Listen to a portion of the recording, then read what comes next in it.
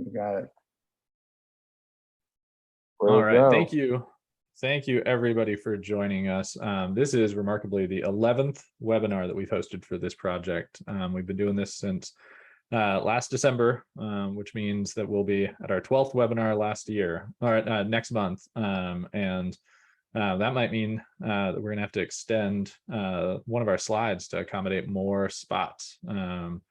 So with that, obviously, we sent out an update on the project that included notice of a few things. We're going to devote a lot of time to those topics. So we are going to do a very brief welcome and then have a discussion on the request for extension that we received, the letter of finding, and then the impact of those things on residents. We're then going to spend a little time letting Brightspeed staff introduce themselves and do a little welcome to Brightspeed. And we will have a presentation that's going to include changes as well as things that remain the same on your service through this project.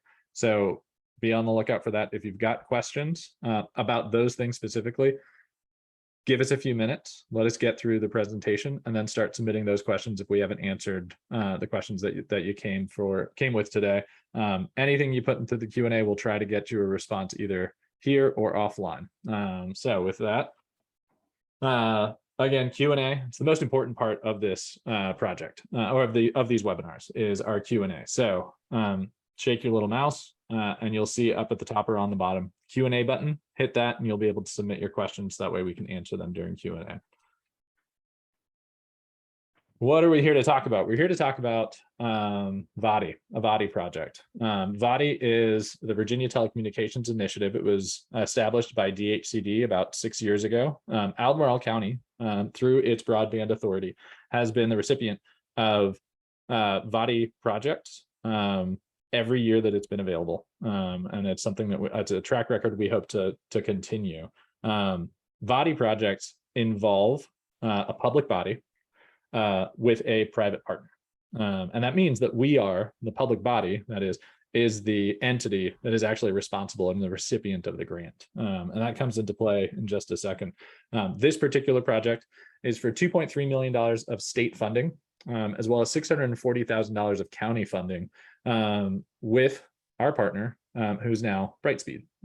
Those project involves 10 project areas, of which we've launched 7 and we're soon to have launched 8. And they involve over 1,600 new passings. We're going to go into some more details about how the passings and what's left in just a little bit. But it's important to just recognize that the relationship here is a partnership between us and Brightspeed, as well as a partnership between us and DHCD.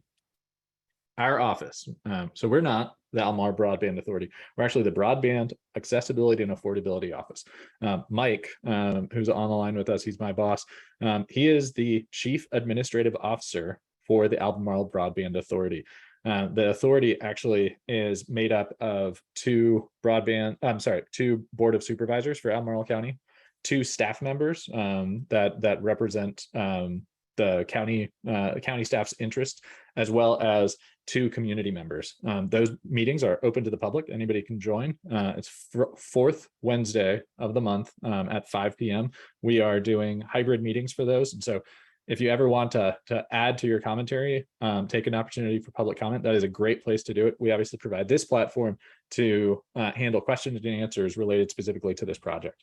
But as the Chief Administrative Officer, our job is to administer the project. So that's the day-to-day work that is involved in this project. That doesn't mean that we're out digging holes and laying fiber. What it means is we're handling the issues that you bring to us, the concerns that you bring to us. We're handling the financial stuff on the back end. We're handling scheduling. We're handling all sorts of things to try to make sure that this project is as successful as it can be.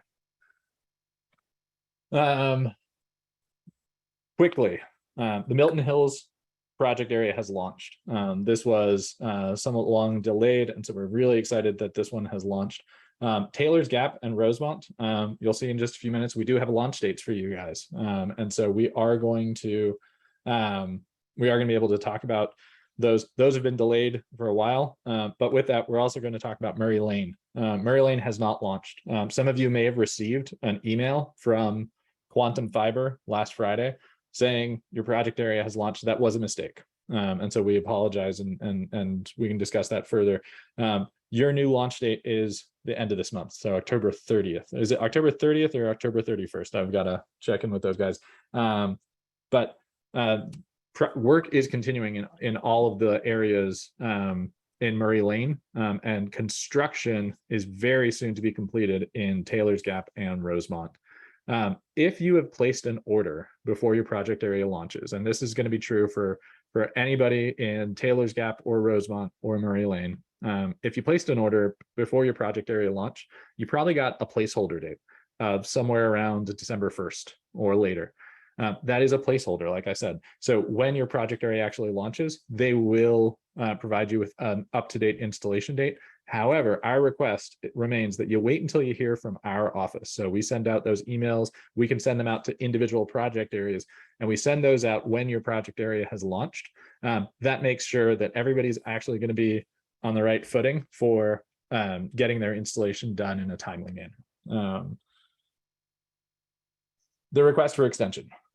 So briefly, I want to just cover something that we've talked about before, which is that fiber projects, they come in 3 phases. They actually come in probably closer to 8 to 10. But in terms of the actual stuff that's going in the ground, there are 3 phases. There's design and engineering. And this is where network engineers at our private partner are going to map out what do we need to put into different road segments, and what facilities, what fiber, what conduit, what facilities do we need to put in at different locations in order to make sure that we're serving all of the parcels that are part of this project. That phase obviously is over for almost all of you, and is ongoing for some areas. Then once you've got that mapped out, you have the construction phase. The construction phase is actually putting all that stuff into the ground, putting in pedestals, putting in the conduit and the fiber. And then the installation phase. Oddly, the installation phase, it also involves a little bit of construction, because they are going to be putting some fiber into the ground heading up to your house. And I bring that up to just clarify, this request for extension is a part of the construction phase. This is a construction project. The delays that were reported and experienced, and for which this extension is being requested, they are part and parcel with a construction project. They're the sorts of things that happen. As an example, in several of our capital improvement projects in the county, we've had to request extensions this year. If you check the VATI website at DHCD, you'll see that there are requests for extension and approvals for those extensions that have been posted for some VATI projects this year.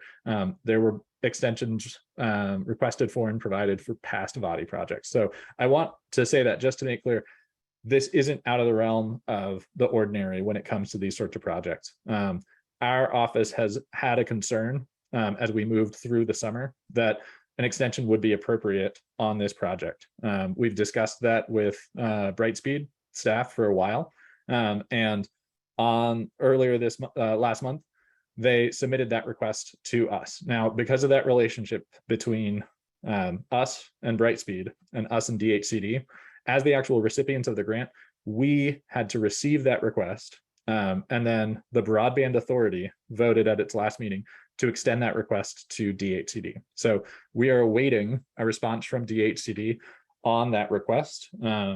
Like I said, they have approved similar requests, so we're not expecting any big surprises. However, that is something that is now before DHCD, and we're awaiting a response. Why did this happen? Sometimes there are material shortages, labor shortages. Sometimes you need very specific equipment for the geologic conditions that you encounter during construction. If anybody has particular questions, and we've got the Brightspeed staff on the line, hopefully they can answer your questions. But again, this isn't out of the realm of ordinary. It's disappointing, and so we understand people's frustration, but it's not out of the realm of ordinary. the impact of this particular piece, the Box Holly projects, like I said, construction has been ongoing and they should be closing soon. So the construction phase for those project areas should be closing soon. For the Stony Point and Keswick areas, we can share that in the Stony Point areas, construction has actually begun. So some of the areas, some of you on the line, you've seen crews out doing markings, and some of you have seen crews actually putting in trenches and dropping conduit. That's really exciting news. We will have more to share about the schedule for Stony Point and then the Keswick project areas soon. But we are expecting that between now and December 5th, that there are going to be over 500 passings completed. That's a really, really big number. It's really important that the schedule is something that we can realistically hit. And so we're going to rely on Brightspeed to share with us what they expect they can do over the next few weeks. And then we'll do our best to facilitate to make sure that they're successful in that. The letter of finding. So ahead of VATI projects from about 2 years ago, the expectation was that all VATI projects would receive a site visit, that a representative from DHCD would actually come and do an evaluation, see what's going into the ground, see how the progress has gone.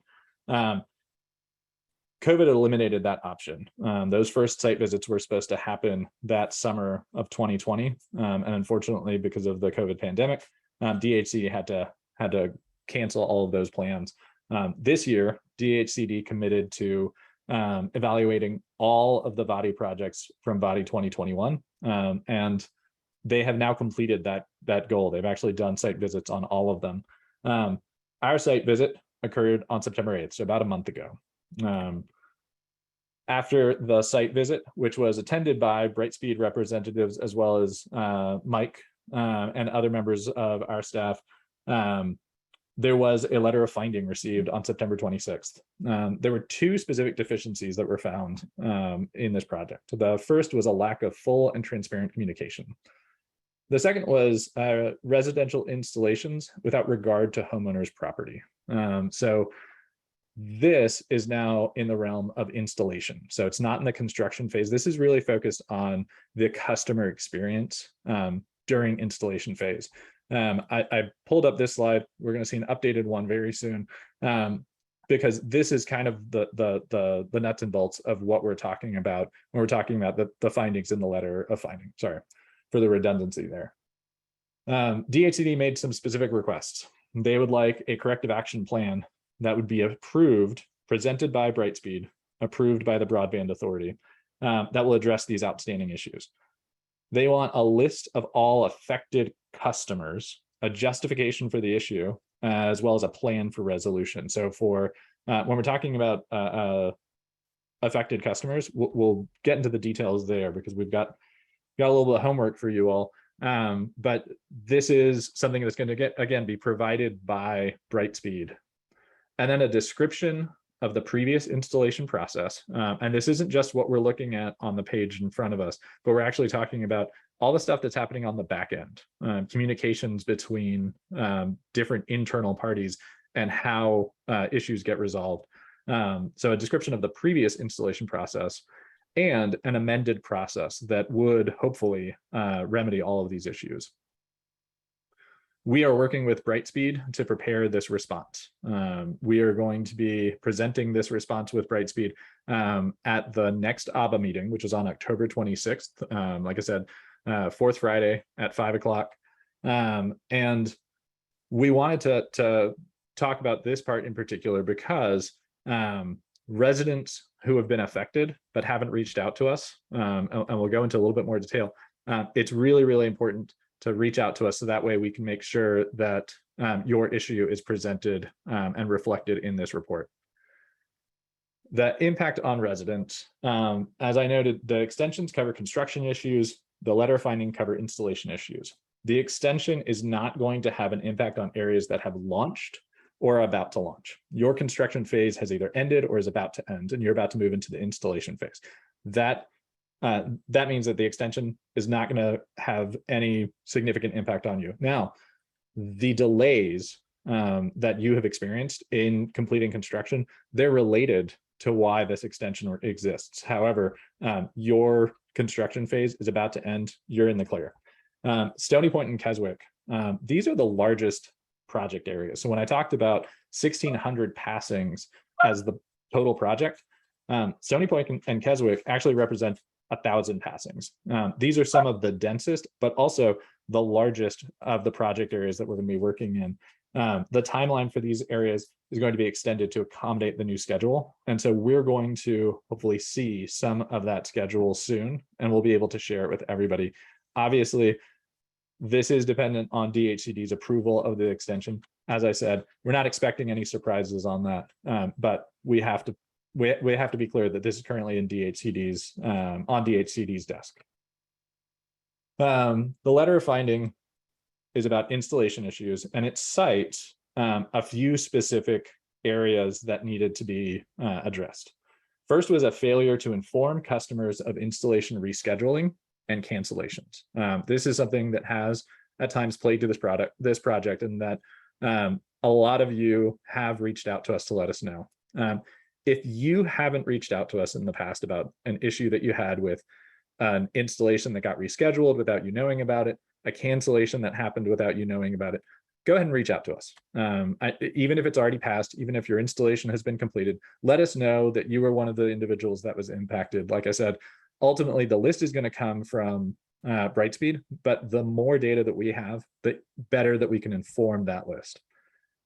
Another issue was the failure to take customer interest in consideration in determining line placement. It's a bulky way of saying that an installation happened on your property and it didn't go the way that you had hoped. Maybe you had a specific need because of a landscaping feature or a hardscaping feature.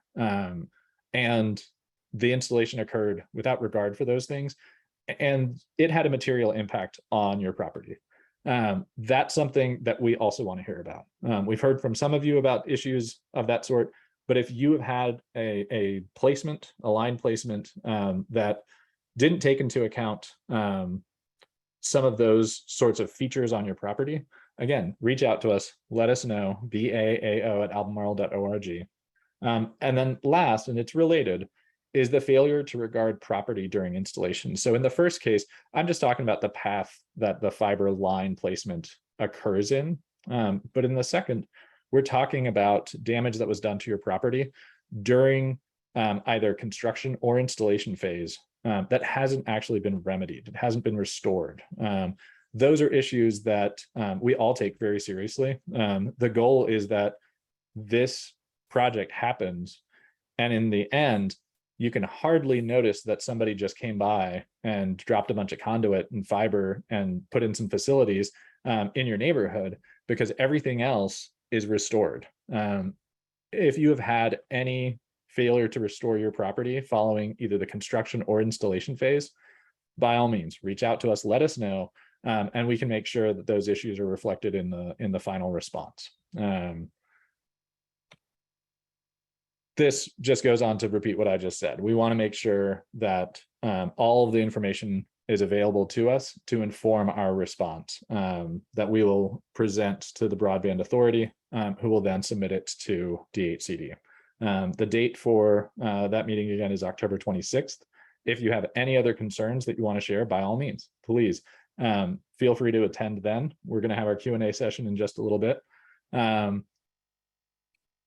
We want to move on to Brightspeed and welcoming Brightspeed, as well as allowing Brightspeed to welcome all of you.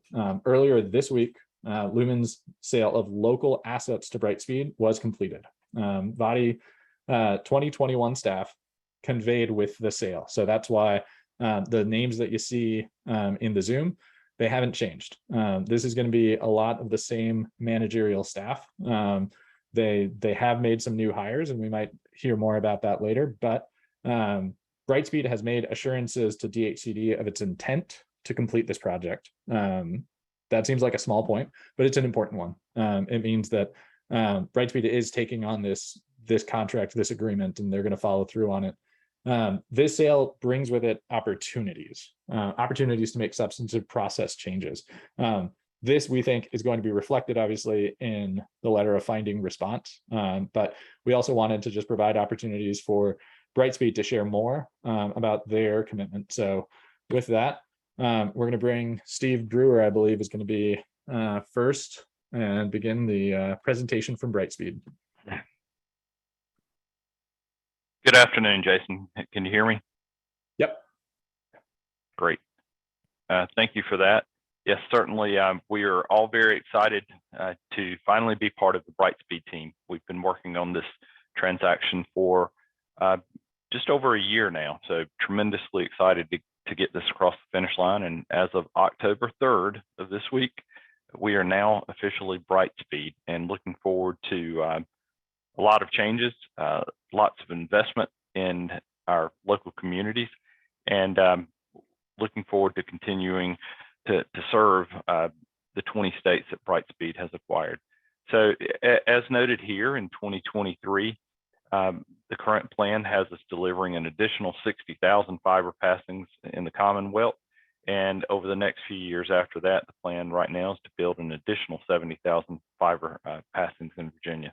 And certainly, Brightspeed intends to participate in additional broadband grants throughout the state to expand upon these numbers. And in the very near future, you're going to start seeing the trucks, uniforms, signage that you see today is CenturyLink. You're going to see that slowly being converted over to Brightspeed. And we're certainly looking to streamline and be an easier company to do business with. So very excited again about the move to Brightspeed. Excellent. Oh, and I will mention, Jason, I think you alluded to this. I've actually added a member of my team who will start on Monday, who is a resident of the state of Virginia. That individual's name is Rich Schulman. He will be joining us as of Monday in the governmental affairs team. That's great, and we hope to have him on a call very, very soon. I think it'll be really helpful. It'll be really helpful to have somebody in Virginia that can that can be present for some of these meetings and also present on the ground when the time comes. Not to say, Steve, that we haven't appreciated your leadership on this. It's a longer drive from North Carolina than it is from Richmond. Absolutely, and I'm tremendously excited to have Rich is part of the team and to be joining us as quickly as Monday. Looking for great things from him, and also, we are in the position to add additional technicians to our labor force as well. That work is ongoing to add a number of additional technicians in the state of Virginia, throughout the state of Virginia. That's excellent. So with that, I'm going to move on to the next slide. And I hope you guys caught the note. I reshuffled some of your slides because I wanted to start actually by focusing on what's going to change and what's not going to change. Nancy, are you going to speak to that? Sure, I can. Yep. Excellent. So thank you. And I did get your note that you're flipping it up a little, so that's fine. This is just to kind of give you a high level overview about what will change. That there actually is information on the lumen.com website that has these frequently asked questions. So if you want to delve into that a little bit more, you'd go to lumen.com, and there are Brightspeed FAQs there. But just high level, what will change is your account number will not change. Your username will not change. Your billing date and bill format and all those things listed there on the left will not change. Obviously, the company name and logo on your bill will change. You will have to change your password. And then, of course, the company support site will change because it is now www.brightspeed.com. So, and also the app and account management site will change. So you will be notified if you have CenturyLink, my CenturyLink app, or my Quantum Fiber app, that will change. You'll be notified when you have to switch that to a Brightspeed. When you go online, if you go online today to access your account either at CenturyLink.com or Q.com, you will be required eventually to change that over. You should be notified when the change takes place. And I have not heard if that change has already taken place, so I don't believe it has. But you'll be notified when that does. Excellent. And then it sounds like we've got some new numbers for people to know. Yep. So new and existing customers, you can go to that www.brightspeed.com. Also, we have a new phone number. So you want to note that down. It will be eventually, you know, like showing up on your bills and stuff. But right now, it is 1-833-692-7773.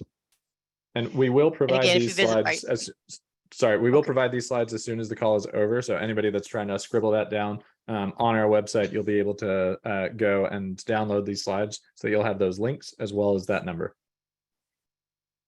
Okay, thank you.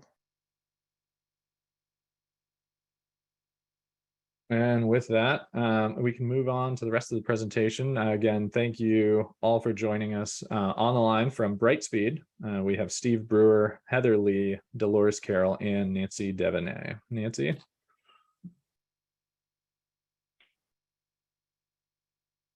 So this is just, go ahead, Steve, thank you. now I was going to say, this is just really an introductory slide and shows our transition over to Brightspeed.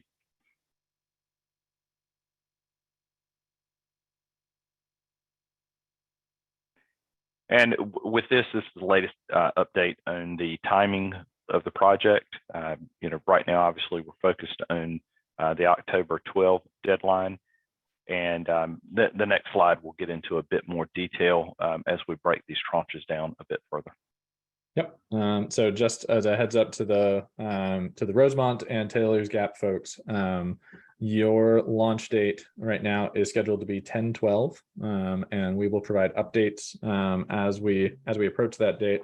For the Murray Lane folks, like we said, 10/30 is the expected date, and we do have expectations of a number of passings and some breaking down of the Stony Point tranches. That's something that we're waiting. So if you're in the Stony Point area, we don't have details today, but we will have details hopefully soon about what project areas are going to launch when, and a breakdown of the Stony Point project. That's right. Our planning team is working diligently on that. We should have something for you here in the very near future. So this certainly is a mapping of the project areas. And as we mentioned earlier, the breakdown of the tranches with Taylor's Gap, Rosemont both being October 12th, and then Murray being, it's actually 10/31. 10/30 is a Sunday. So the actual launch date we're anticipating on 10/31. And then the additional locations, again, we'll have something broken down for you here in fairly short order. Great.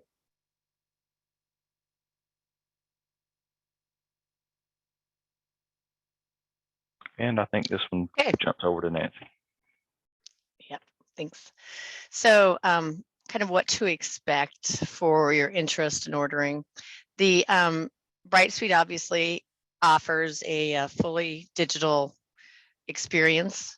We have, well, let me just talk a little bit, I guess, about fiber and what fiber internet is for anybody that may be on here that doesn't know. Fiber internet it's an fiber optic cable that uses light pulsing through special glass cables to move information at nearly the speed of light. It's an ultra fast broadband connection with enough speed to handle all your devices simultaneously or power your small business software. Most households today, we have lots of connected devices. If you think about it, you have your phones, your tablets, gaming devices, TVs, even your refrigerators now can be connected to your internet. So with Brightspeed Fiber, this really allows you to connect all of these devices. So you can play games, stream shows, chat online. You have no data caps, contracts, or bundles. So fiber really provides a reliable, scalable internet connection. And Brightspeed Fiber offers a fully digital online experience. You'll place your order online. You don't need to call the 800 number. You can simply go to brightspeed.com. We're installing those fiber optic cables to homes in the Grand area now, we've talked about, so you're aware of the construction phase.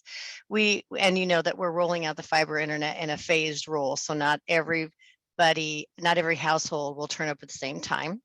So as we've talked about earlier on the dates, you'll be notified when your home is ready to order fiber internet. Brightspeed Fiber is a prepay platform. So when you go in, you will need an email address and a credit card to place your order.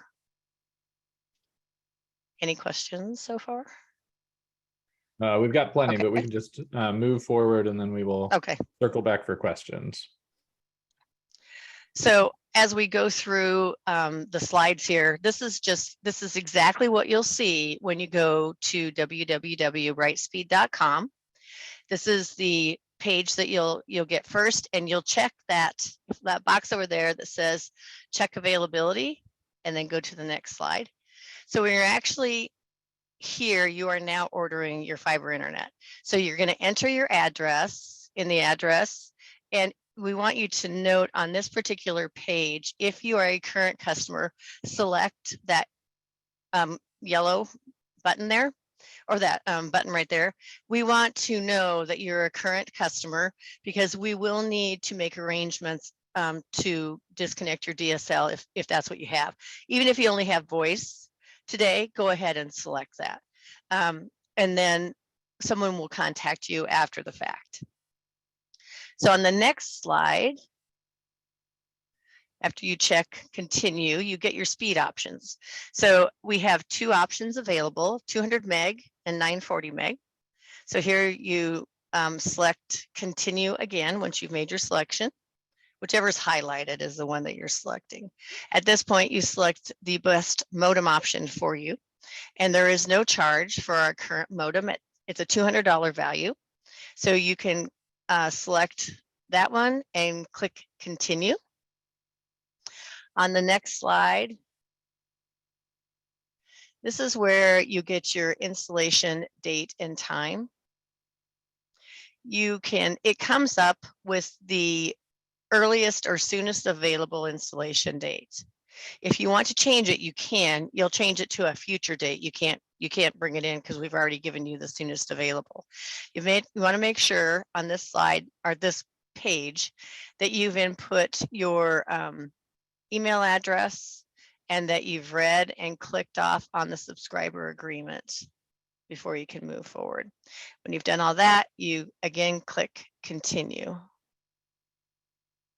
At this slide or this page, you're going to review your order. So this gives you one more chance to kind of look at the speed you selected, verify your address, make sure that the information is correct. And there are some little information pieces down here that you'll want to read. So you'll want to click on all those or just roll over all of those and you can get the information there.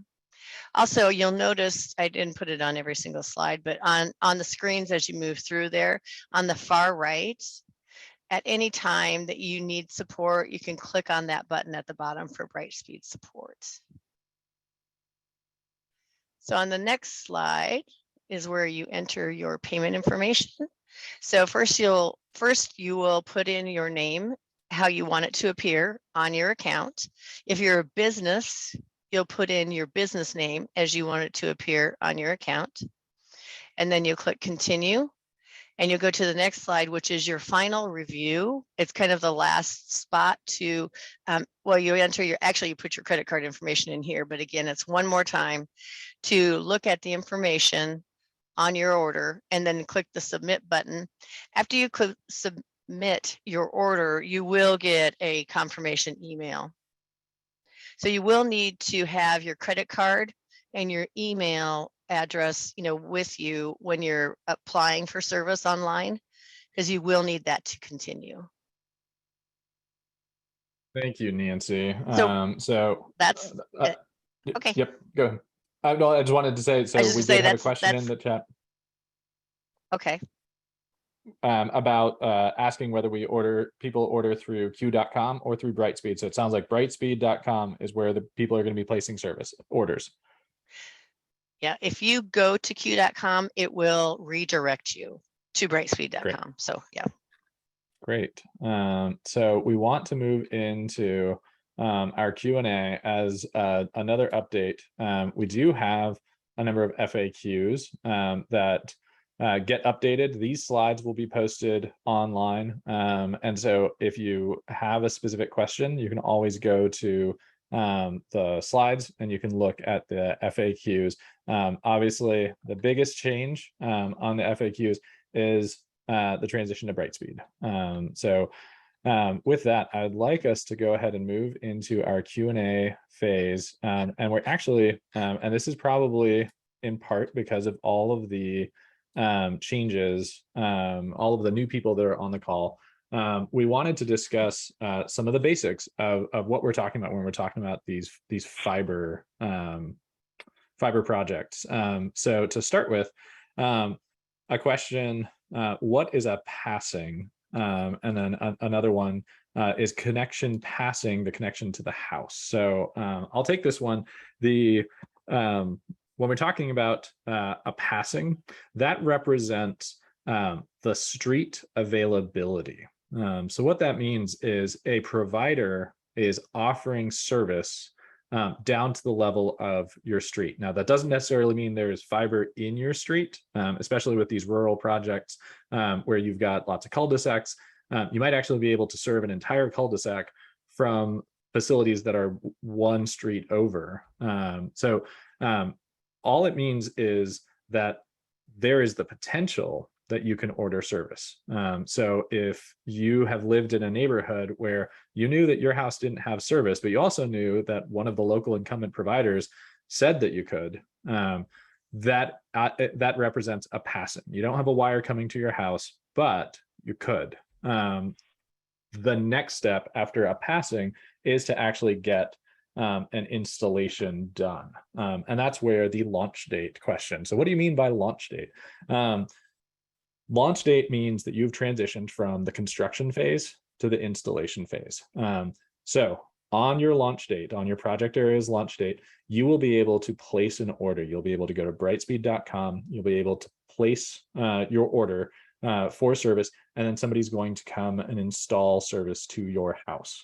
So that's what the launch date is. It's really important because if there have been times when you've been able to place your orders before the launch date, and that just creates a little bit of hecticness in the project because you have this backlog of people that have placed orders who received a date, months later because they received a placeholder date. So we want to make sure people know your launch date. We're going to pay really close attention to that. We will email you when your launch date has arrived. And that's our office. Our office will email you to let you know when your launch date has arrived.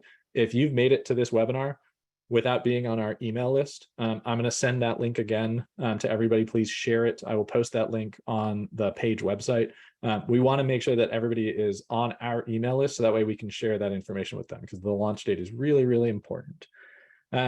I also want to address, we've seen a number of questions related to somebody else, a different provider, and that is Beam. So for those of you that don't know, Shentel is a broadband provider in the Valley. They worked with us right at the peak of the pandemic to launch a new service here in Albemarle County called Beam. This was a fixed wireless service. So instead of having a line coming to your house, you had a box in your house and possibly an antenna on your roof that actually received signal from a wireless tower that provided you with internet service. This was a really big deal. This was for a lot of residents, this was the first time that they experienced high-speed internet in their home, high-speed cellular connectivity in their home. And unfortunately, Beam, for a lot of different reasons, associated with the fact that all of you that are on this call and thousands of others are in the near term and somewhat longer term going to be receiving fiber broadband service to the home. Beam needed to make a business decision, and that was to close the service and find somebody else that might be willing to use these assets. So this service will be shut down on November 30th. We have spoken to Chantel to mitigate this issue, and we are working with all of the providers in our area to make the impact of this issue as small as it can be. For those of you that are on the call who were Beam subscribers, reach out to us by email, baao@albemarle.org. We are tracking these issues and want to make sure that we can transition you as quickly as possible. Brightspeed is aware of this transition. They're also aware that we would like to see as many residents that are impacted as possible have their installations completed before that cutoff date. We can't obviously make any promises. We still have an entire construction phase to complete before we can get there, but we're hopeful that we're going to be able to expedite things as much as we can. So again, if you are a Beam customer, you have any questions, feel free to reach out to us. We're happy to keep in touch. And we hope that we can share more about stopgap measures that should be able to provide some amount of service in the interim. And let me make sure there are no other more general questions.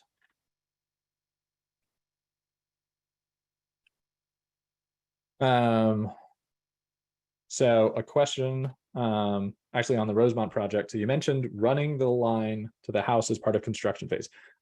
It's not part of the construction phase, it's construction. I mentioned that as a separate thing. The line coming up to your house is it is that last bit of construction that needs to be done. And the reason that I describe it as construction, although it's part of the installation phase, is that you're using very similar equipment. And so sometimes you have the same constraints. So if you have an installation, and Steve, correct me if I'm overstepping here, if you've got an installation of 5 houses that are all 20 feet from the road, and they're on the right side of the road to be, they're on the same side of the road as the fiber laterals that are along the street, you might be able to knock those out in an afternoon with a small team that has shovels. If instead you have a few houses set back from the road up a hill, and there's lots of geologic features and topography that needs to be dealt with, that installation could take a lot longer, and it could meet the same delays that you see out of a regular construction project. Rock, needing to navigate difficult terrain, needing to avoid private utilities. So it is akin to a piece of construction, but it's happening during the installation phase. So sorry if there was any confusion about that part, but the fiber drop itself, it's part of the installation phase, but you can think of it a lot like construction. Steve, did you want to add anything on that one? Hey, Jason, I think you captured it very well. Certainly Okay. each installation has a bit of uniqueness to it, but overall, I think you captured it very well. Thank you. Great. I wanted to touch on, we've got a lot of questions about private utilities. We're going to spend some time on that. I wanted to touch on a more straightforward question, and I'm going to put it to you, Steve. Is there any possible way to retain copper phone line service for telephony needs and a fiber connection for internet needs? So we've touched on this before. I feel like we have an FAQ on it, but I wanted to just see if we can talk about it more. So in the FAQ, it's presented as if I want to keep my DSL and landline service while I need to change anything. And in the FAQ, it states there's no obligation to transition to Brightspeed Fiber. Current customers can remain on their current plan. Brightspeed will communicate directly with impacted customers if there are any changes to service. So Steve, if you want Brightspeed Fiber, do you have to give up your Brightspeed POTS line? That is the plan. We want to market all customers over to the fiber services. Customers will certainly have a much better customer experience overall. So yes, when you're moving to Brightspeed Fiber, the telephone service will need to move as well. And obviously anybody that has any concerns or specific questions around that issue, feel free to reach out to us. That is Brightspeed policy. We'll update the FAQ so that way it's out there. But if you have any concerns, absolutely feel free to reach out to us. Let's move up here to another more general question. And this is about property for staging and laying down of equipment and materials, and restoration of that property. Steve, do you want to take this one in particular? There's an element here of not asking to use customers' property, but then also the element of restoring the property after they're done. So certainly there will be restoration after the installation is done. I have been made aware there are situations where a number of installations will occur, and then the team will go back and do a number of restorations of properties in order to be as efficient as possible. Now, I have not heard of the issue of using private property for installation purposes, and I would be happy to pass that along to our contractors. So I'm sorry, you are anonymous. If you would reach out to us with any details and your address, the area that's being impacted, BAAO@albemarle.org, and that way we can make sure that this gets addressed. This is the sort of thing that if you let us know, we can try to make sure that it gets fixed soon. So reach out to us and we will work with Brightspeed to get this resolved. We've got a question on the Rosemont tranches, on the Taylor's Gap tranches. If I already placed an order through Q.com in Taylor's Gap's first tranche, and that install date has already passed without installation being performed, will I need to place a new order through Brightspeed, or will I be transferred over automatically? So that question is coming from Mr. Ludwig. Nancy or Steve, do you want to tackle this one? Nancy, Yeah, do you if have you can knowledge get of us that some one? Yeah, I would request a little bit more information. If you can send us your address, and if you know the order that you were given, everything should have transferred from CenturyLink or Q.com to Brightspeed. So I would need some more specific information, and then I can look into that. Perfect. Then Mr. Ludwig, as always, email us at BAAO@albemarle.org, and we will make sure that that transition has happened effectively and efficiently.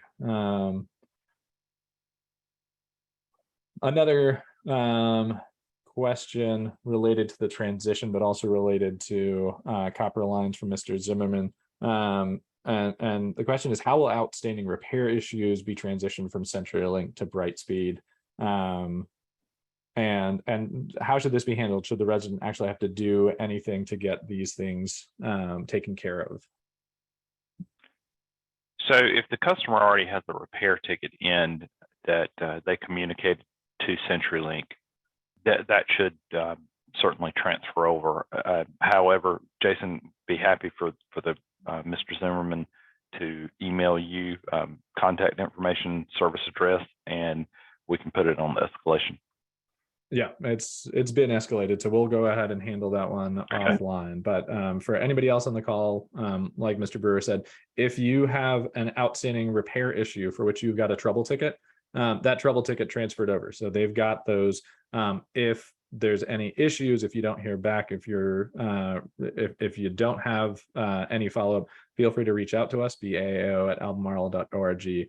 And Mr. Zimmerman, we are going to follow up with you again to make sure that this gets remedied. We've got a question, and this is one we've batted around a little bit, and I'm going to bring up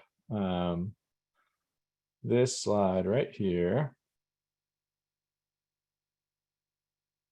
And so the question is, when should private lines need to be marked? Now, those of you who have been on these calls, remember that we've spent a lot of time on private lines, private utility lines. For those of you that are new, we'll start with this.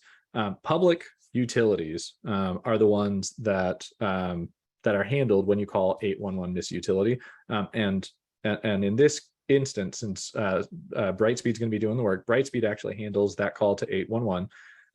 And public utilities are your power, they're your water if you've got municipal water, municipal gas if you've got municipal gas, and sewer. However, if you're in the rural area, it's likely you have a lot of private utilities. Now, private utilities don't just include your septic field. They don't just include your well and your water line.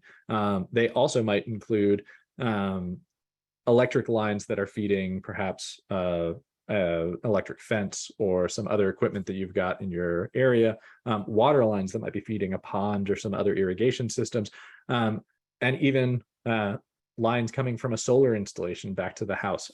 They can involve a lot of different things. So the question is, when in this process should those lines be marked in relation particular to the buried site check? So the buried site check, again, for those that for which this is new, after you place your order, the first thing that's going to happen is somebody's actually going to come to your property and figure out where the fiber is going to come from and end up going. So they're going to figure out the path to get the fiber from a node somewhere nearby near your house to your property, to your house.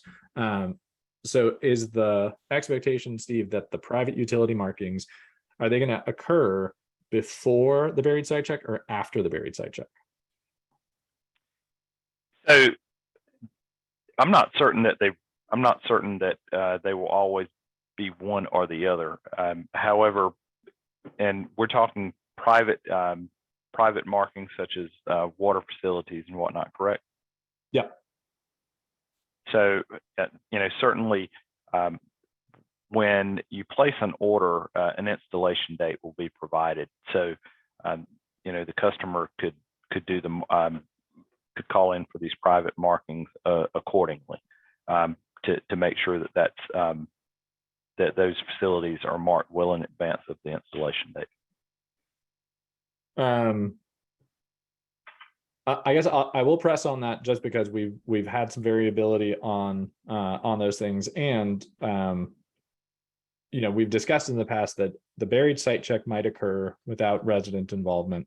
The fiber drop might occur without involvement, and I'll say here, and we've mentioned this before on prior calls, if you have particular needs, if your property has particular features that need to be protected, email us, bao@albemarle.org. If you're concerned about the direction that the fiber drop's going to go, email us, bao@albemarle.org, and that way we can relay them. But I guess, when we're talking about this particular community, we are talking about an area where they've already experienced some private utility marking issues, and some private utilities that were damaged. And so I'm going to press you just because I want to make sure that residents understand and have a little bit more guidance as to what is the right time frame for getting these utilities marked. Because if we don't necessarily know when that fiber drop's going to happen, having those private utilities marked after the fiber drop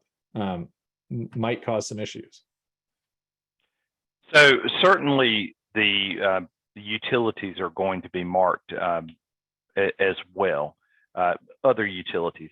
So, if they see the other utilities being marked, certainly that is the time. But overall, they need to make certain that the markings are done approximately 10 days prior to their installation time frame.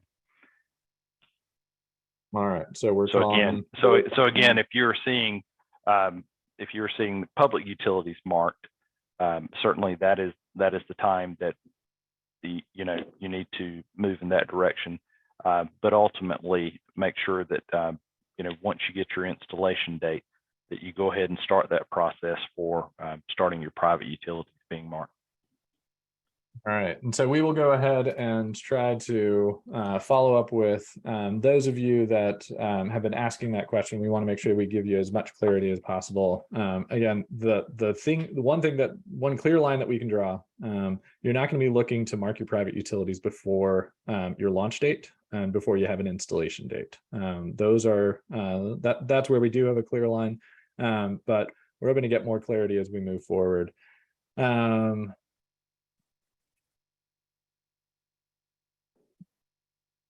So let's see, so we're seeing still some questions about that transition. Did things transfer over? If you haven't had an issue transfer over So when you look at your Brightspeed site, if you don't see your issue, by all means, consider using the Brightspeed support chat function that's available on the page. But also, if that's not to your satisfaction, reach out to us, and that way we can connect you with CenturyLink, or I'm sorry, with Brightspeed. That's the first time that I've done it so far this call, with Brightspeed, to make sure that that your issues get addressed. And we've got a question about the range of time from the project launching to install dates for actual service to a home in that area. I'm gonna leave this slide up. This is a helpful one.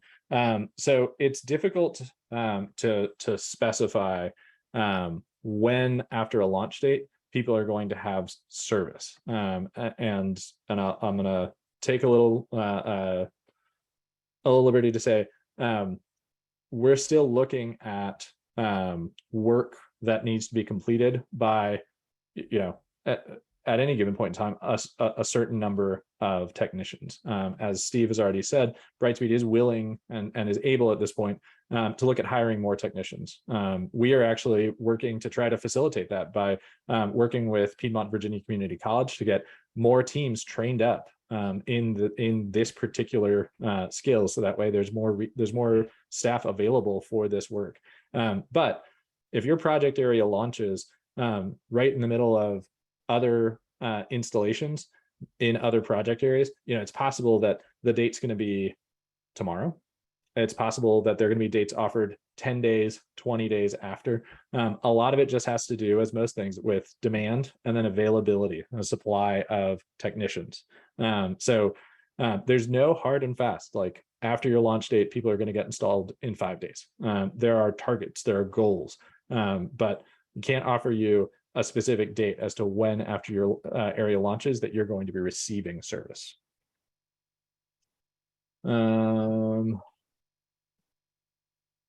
This is another one that we've covered a few times in the past, but we can bring it up again. So what are the reasonable expectations for speed? And it seems this customer is actually paying for the 940 megabits per second plan, but has never seen more than 150.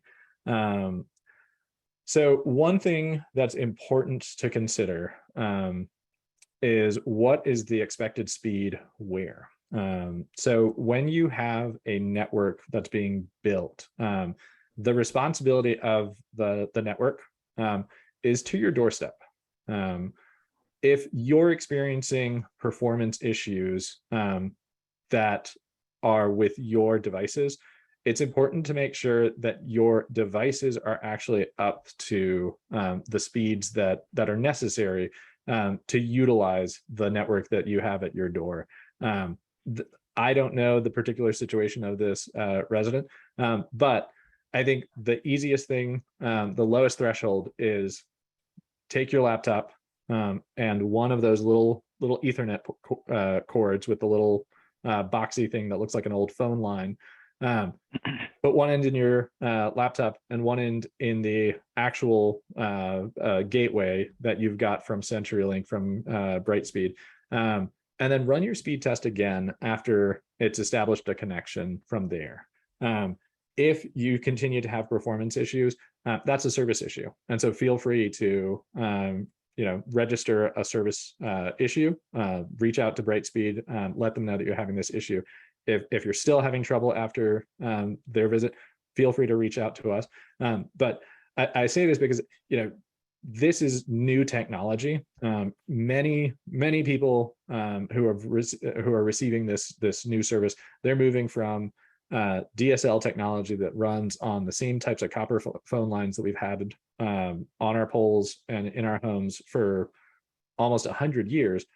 This is new technology, and sometimes our devices might not have kept up, and it can be one link in the chain of devices, and that could be the cause of significant delays. There are also in Wi-Fi, there are a lot of factors that can go into decreasing your performance. In addition to configuration, there could also just be physical issues. Again, those are things that CenturyLink might not be responsible for. They still might be able to help you. And so if there are solutions that they can provide to you, feel free to reach out to them. Brightspeed. I'm just joking with you. You had mentioned CenturyLink, but certainly reach out to Brightspeed, and you can use the number that we provided earlier. No, you've done a great job, Man, and I know it's a lot to get used to, but yes, you're correct in all accounts, and certainly the speed. A speed that the customer subscribes to is what's delivered to the doorstep, and for a variety of reasons, and many of which you've laid out, that that speed may change throughout the customer's home, but certainly using a direct connection as opposed to Wi-Fi is going to get you the fastest speed to your personal computer or whatever device that you're using there. And that would be the appropriate way to run a speed test to determine what you're getting at your location. Yep. And we are moving through. So we've got a question. This is again on private utility markings. Can our office offer anecdotal experience with what it takes to book a private utility marking contractor versus actually having the work done? So if we see public utility markings, will there be time to hire a private marking company and have the work done in 10 days? So there's a couple of things there. And again, we did ask that this week we try to devote as much time as possible to discussing the request for extension as well as the letter of finding. So if you go back, we do have some thoughts on private utility markings. One of the big ones is if you live in a neighborhood, if you have a HOA, if you have even just an email list to do some coordination, we are encouraging people to reach out to marking companies, and we can provide a couple of contacts there to put together a bulk contract. When you call a marking company, they're often going to charge you a flat rate per hour, as well as a minimum amount of time that they're going to charge for every outing. So if you've got a relatively small lot and you're going to be required to pay for 2 hours of what's going to take 15 minutes, that can obviously add up. By negotiating a bulk contract with these companies, your organization, your community, can actually just have one master contract that everybody's time gets inputted into, and then the total contract can be divided appropriately amongst the neighbors. That's obviously something to work out with your homeowners association or amongst your neighbors. For individual markings, it can be a challenge. It can be a challenge to get somebody to come out in the time frame, and it can also be a challenge to get somebody to come out with a specific understanding and of your need for them to be quick. And also, it can be expensive. And so that's why we're encouraging, if possible, reach out to a homeowners association to contact us, bao@albemarle.org. We can help connect you guys with some contractors who do this work. In terms of the timeline, the best that we can do is make sure that people know that this is happening. And if you're concerned, reach out to us. At the risk of delaying anything, you can change your installation date if private utilities are not marked. That's obviously not ideal, but it is something that can happen. Let's see.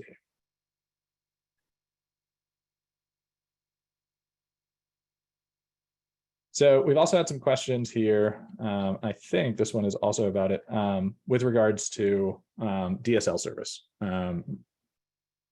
Steve, do you want to touch on both Brightspeed taking over all of the DSL facilities in addition to the new fiber facilities, but also touch on some of the improvements that were made over the past year and what residents that are on DSL right now can expect?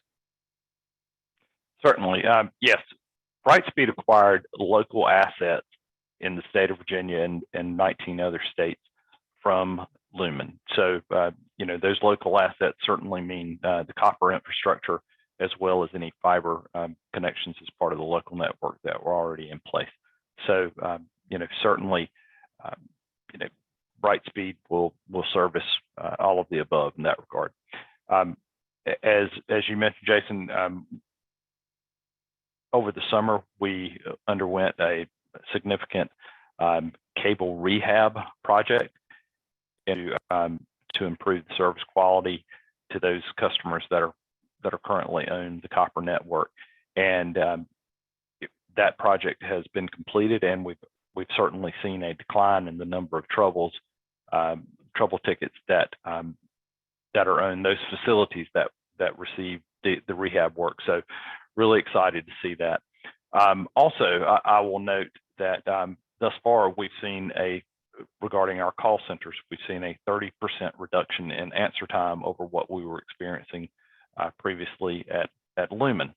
So I'm really excited about the process improvements that have been put in place because of this transaction over to Brightspeed.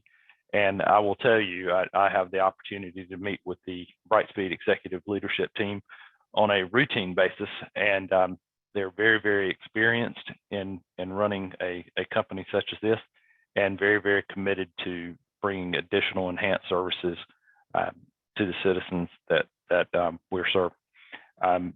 Earlier on the call or on this meeting, we mentioned that in 2023, Brightspeed intends to build an additional 60,000 fiber passings in Virginia, and then follow that up in subsequent years with an additional 70,000 passings. And so, there too is evidence of investment that Brightspeed's willing to put into the communities. And certainly Albemarle County is one of those counties slated to receive additional fiber passings in 2023.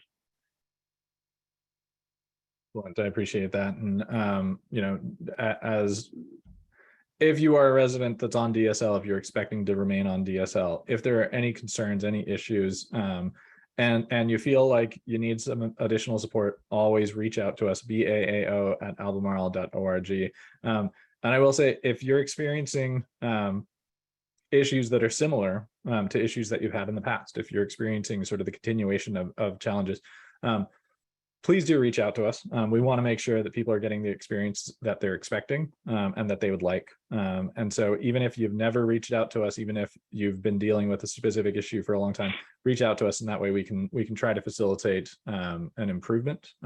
As Steve has mentioned, Brightspeed is expecting to invest in the area, and that includes in the services that customers have right now. So if there's anything that you need help with, please feel free to reach out to us. And a quick question on Beam. If you are part of this project, which if you're on Riggery Ridge, you are, then we will reach out to you as long as we've got your email address when your service area has launched, and you can place an order.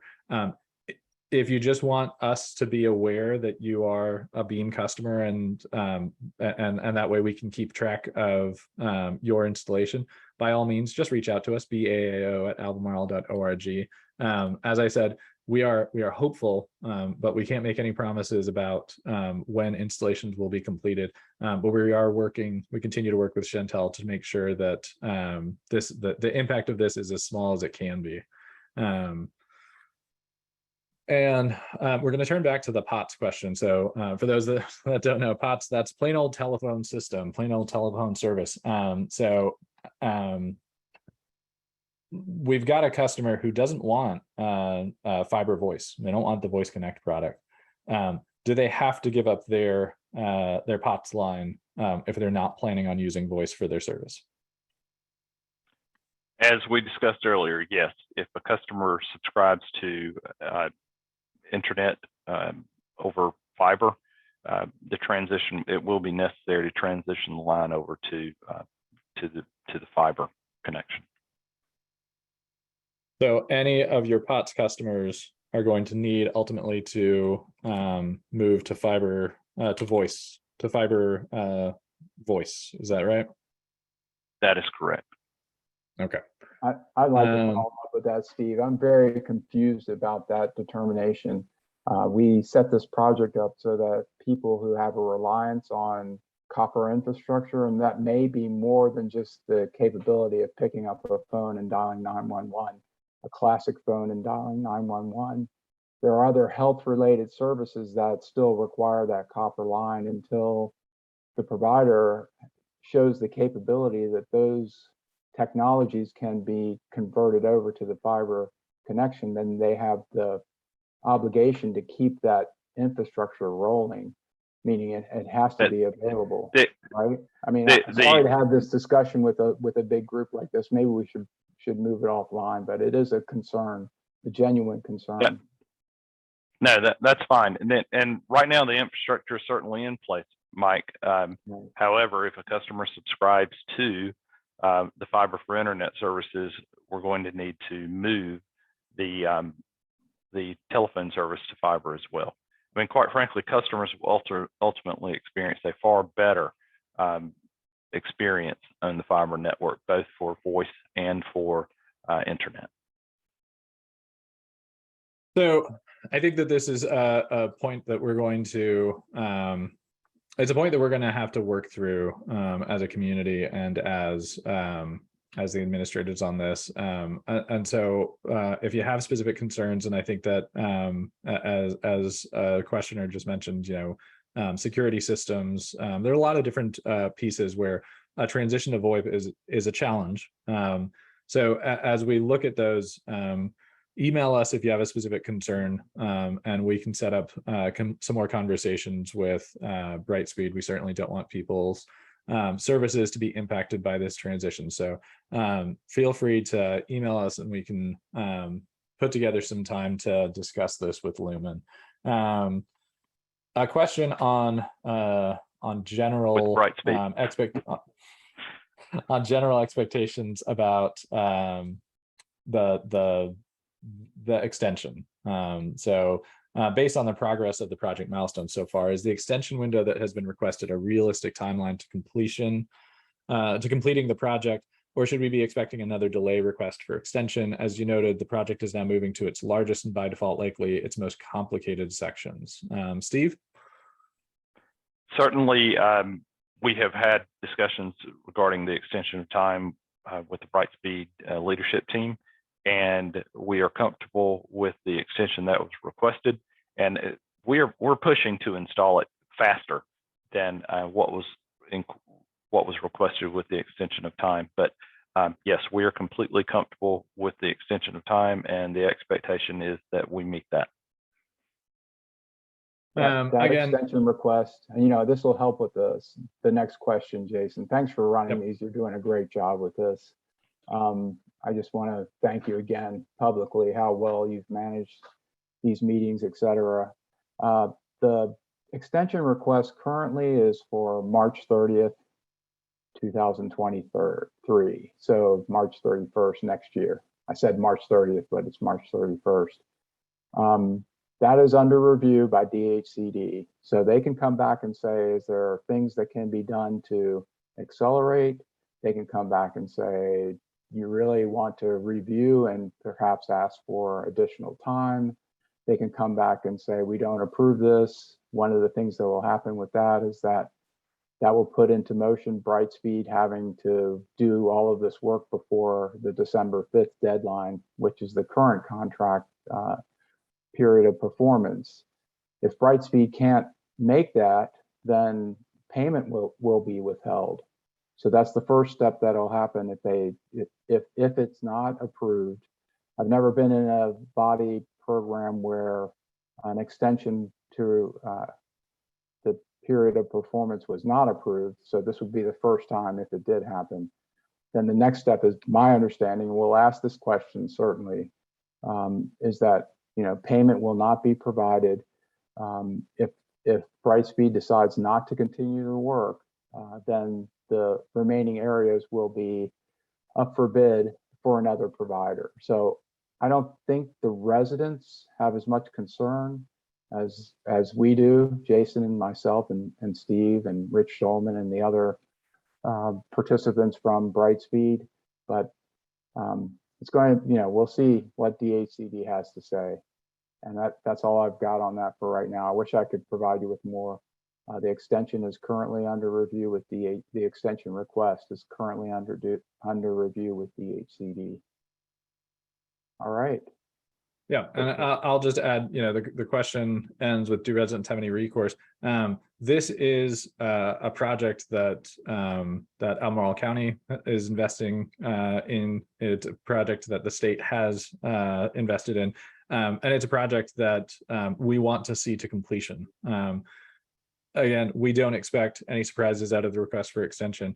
If those were to come, you can imagine, one, that we would have some amount of lead time to let people know what the plan is to follow. But the other thing that you can expect is Brightspeed is going to work to complete as much of the project as they can by December 5th in order to fulfill as much of the project as they can. And we will work with them to facilitate that, as well as working with them to see what can be done to extend and continue beyond that date. But again, this is something that we wanted to be clear and transparent about, because this is important. This is impacting people's work. So people's work and people's livelihood. So by all means, if you have additional questions, feel free to follow up. One last question, Ms. Rowland, thank you so much for sticking with us. We weren't ignoring you. And this one comes back to, again, some meetings that we've had in the past and some reviews. So there are different facilities, different nodes that can be distributed throughout a community. And sometimes it's important to know which direction is that fiber coming from.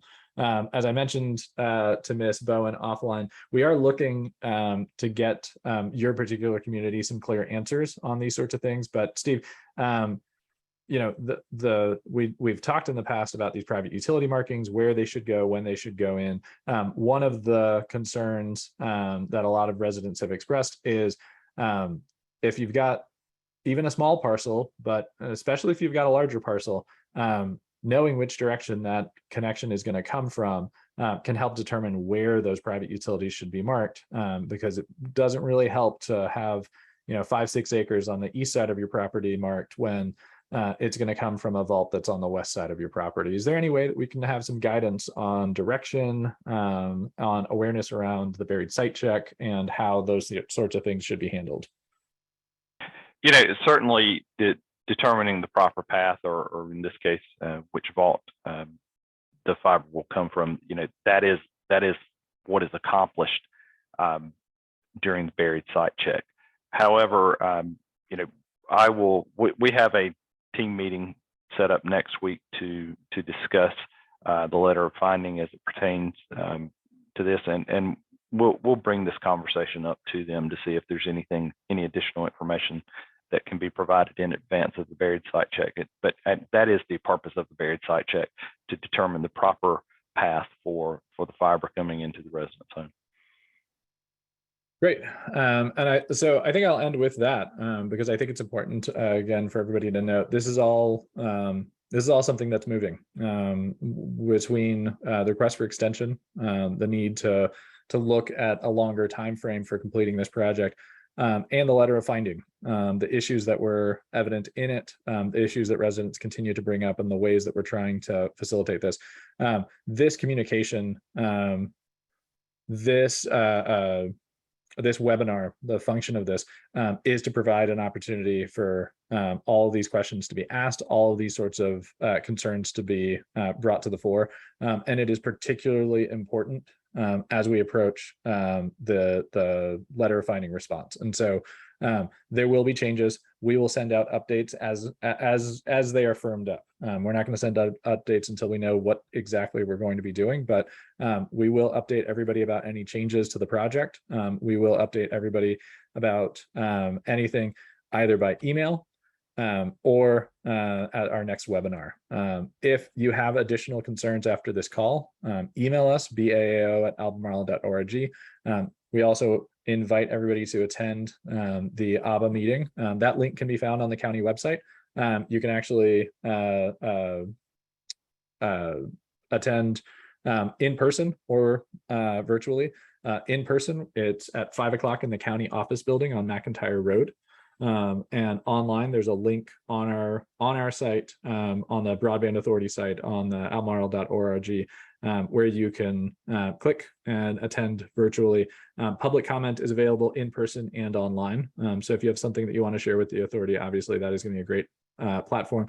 And not to get ahead of us, Mr. Brewer and the team from Brightspeed is going to be present to discuss and to hear the discussions about the response to the letter of findings. So we invite everybody there.